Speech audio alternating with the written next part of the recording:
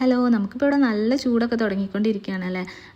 ഉച്ചവരെ എന്തായാലും പുറത്തുനിന്ന് ഇറങ്ങാൻ പറ്റാത്ത നല്ല വെയിലൊക്കെയാണ്.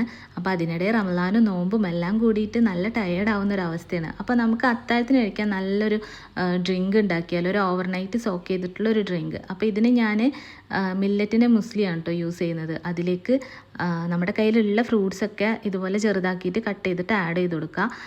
ഈ മധുരത്തിന് ഈത്തപ്പഴം, നട്ട്സൊക്കെ, നട്ട്സ് ഓൾറെഡി നമ്മുടെ ഈ മുസ്ലിയിൽ ഉണ്ടായിരിക്കും. നല്ല നട്ട്സൊക്കെ വേണമെങ്കിൽ അതും കൂടി നമുക്ക് യൂസ് ചെയ്ത് കൊടുക്കാം. പിന്നെ നമുക്ക് മെയിനായിട്ട് ചിയാ സീഡ് നമ്മുടെ നല്ല ഹെൽത്ത് ബെനിഫിറ്റ്സ് ഉള്ളൊരു സംഭവമാണ്.